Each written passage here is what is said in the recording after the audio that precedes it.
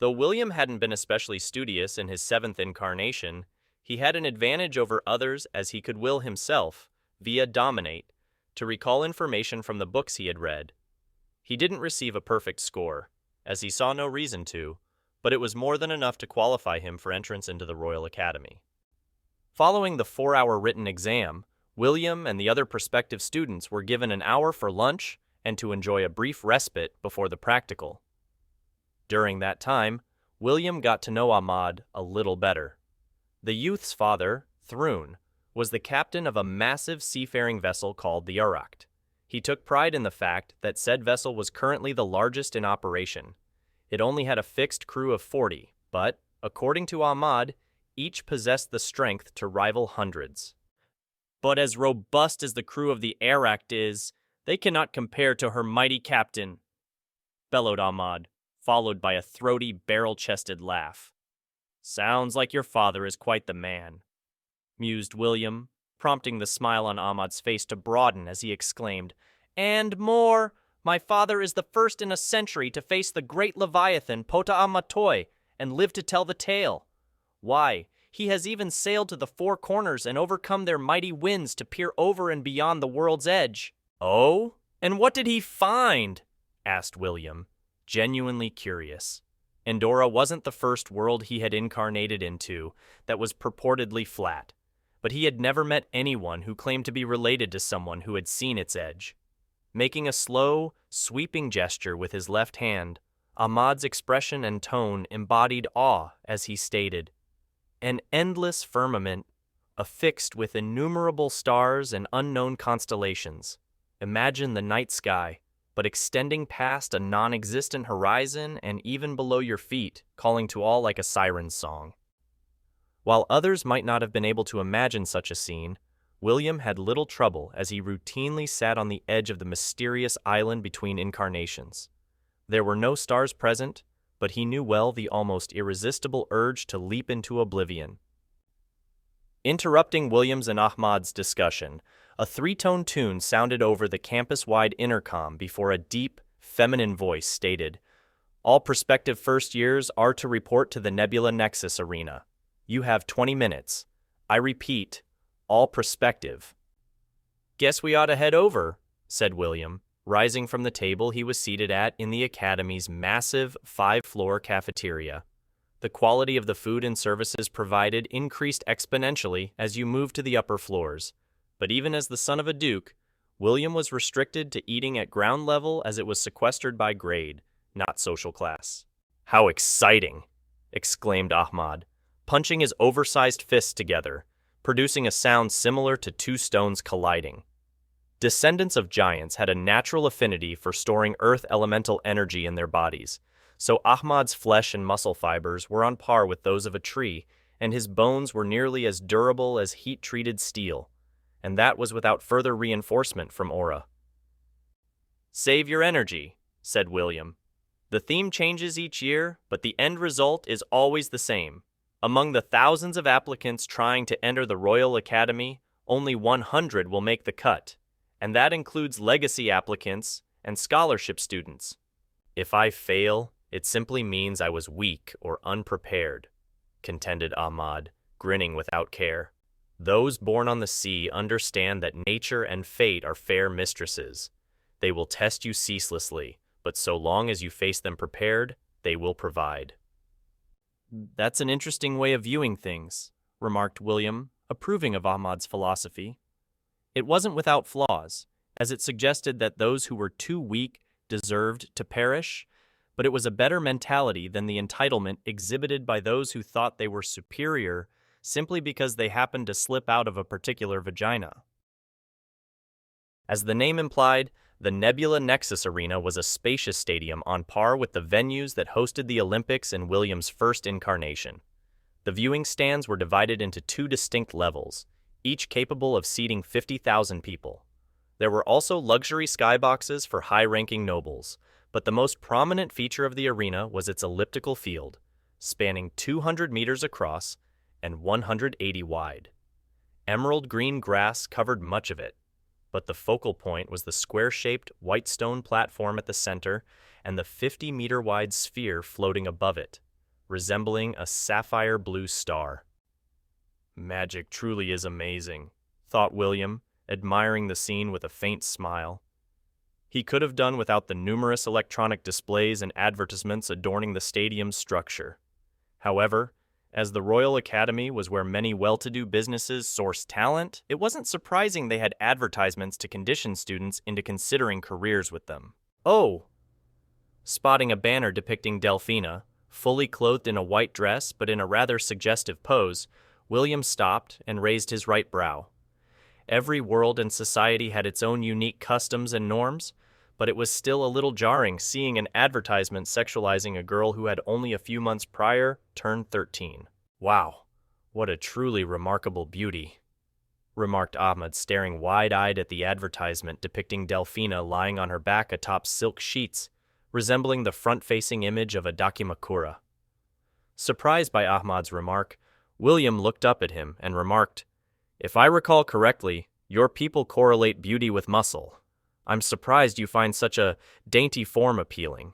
The beauty of an individual flower may not compare to a bouquet, but it's still something to be admired," replied Ahmad, punctuating his words with a smile and a wink. "I see I'm dealing with a man of culture," mused William, following behind Ahmad with an amused smile until they were forced to separate and enter different waiting areas. Prospective students had been split into groups of 100 based on factors such as their given name and whether they were enrolled in the Mage or Warrior program, so Ahmad was assigned to Group 1 while William was in Group 17. This is going to be a long day, thought William, entering the waiting room of his group to find most of the other examinees standing along the room's perimeter, wary of one another. As several examinees noticed and took stock of William, his gauntlet, and the distinctive gold trim of his uniform, the atmosphere within the waiting room became even tenser. None recognized him, but even those from other countries recognized the crest sewn into his breast.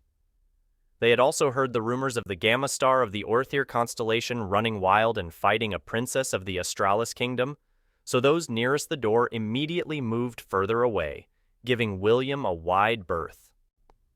Resisting the urge to roll his eyes, William maintained a bored expression as he scanned the room's occupants, analyzing their mana, aura reserves, and general dispositions. Claire was correct when she said there was only so much that he could do on his own, and because of his position, he was expected to have at least a few followers. Without them, he would sooner or later get lumped in with his brothers or Lyra's camps. Noticing a group of 3 standing together and staring at him on the far side of the room, William couldn't help thinking of the trio of Justin, Sarah, and Tom. However, as there were 2 girls in the group instead of 1, he doubted it was them. Seeing William approach them, the trio's eyes widened before they exited their relaxed stances and stood with their bodies tensed, ready for a fight. The presumed leader, or at least the vanguard of the group, was a young boy with dark brown, nearly black hair and matching eyes. His body was lacking in terms of muscle, but he had thick calluses on his hands, a faint blade scar on his left cheek, and a determined, albeit nervous glimmer in his eyes as he stepped forward and asked, "Is there something you need from us, my lord?" "What's your name?" asked William, his expression and tone giving off an oppressive aura as he towered over the brown-haired youth by nearly a full head. Swallowing hard but not backing down, the youth replied, "Timothy. My name is Timothy, sir." "Just Timothy?" asked William, unsurprised as, despite how modern Axial was, the use of surnames was restricted to those of established heritages. As such, like in the case of Ahmad, it was common for those without to introduce themselves with their name and the name of their father or mother, depending on which held the higher position.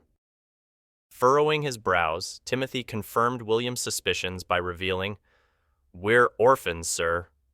"Interesting," thought William, briefly casting a glance at Timothy's 2 companions. The first was a fairly innocuous-looking girl with messy hair and eyes that matched Timothy's, suggesting they were related, but the final member of their group stood out. At a glance, one might assume she was a dwarf, similar to Theodore, but she had sharp, shark-like teeth and slightly pointed ears, indicating she was at least part demon. However, as her hair was black, fixed in a small ponytail, and she had dark brown eyes with rounded pupils, one would assume the connection was distant. That was until they sensed the amount of mana she was actively concealing. She must be a bastard child of a fairly high-ranking demon, concluded William, his gaze briefly lingering on the choker around the girl's neck. He couldn't sense any mana from it, but it gave him the same impression that if he removed it, something would be unleashed. Meeting Timothy's gaze, William's eyes narrowed as he asked, "Why have you come here, Timothy? What do you and your friends hope to attain by entering and graduating from the Royal Academy?" Believing William was challenging his right to be there, Timothy steeled himself and asserted, "Anyone with the ability is allowed to apply for entry into the Royal Academy, noble or otherwise." "Okay," responded William, raising his right brow, smiling in amusement, and chuckling as he pointed out, "That doesn't answer my question. What I want to know is what you have planned post-graduation. I see you have a sword and buckler on your back. Are you planning to join the kingdom's military?" Surprised by William's abrupt change in demeanor, Timothy found himself at a momentary loss before he tentatively replied, "I would like to become a knight, but if that proves impossible, I was planning to join the Warriors' College as a freelance warrior." "Which region do you hail from?" asked William. Visibly tensing at the question, Timothy hesitated for several seconds before responding, "Thwide," in reference to the northern territory of the Australis Kingdom. Then you probably wouldn't accept if I asked you to join me, would you?" asked William, feigning disappointment as he crossed his arms and furrowed his brows. Blinking in surprise, Timothy nervously parroted, "Join you, sir," with audible tension in his voice. As an orphan, he didn't have much loyalty toward the Thwide and the constellation governing it. House Oerthir was also famed for treating its citizens well and promoting those who worked hard to prove themselves, so Timothy wouldn't mind settling in the East if it meant he could refine his skills further and protect the duo behind him. "I like the look in your eyes," said William, extending his hand and smiling as he declared, "If you join me and serve faithfully, I will sponsor you and your friend's growth to its limits. Consider that a promise on my honor as the Gamma Star of the Oerthir constellation." "We accept!" exclaimed one of the girls behind Timothy, the one William presumed to be his sister. At the same time, she slipped past Timothy and grasped William's hand with both her own, smiling with a star-struck gleam in her eyes like someone who had just met their idol or stumbled across a winning lottery ticket.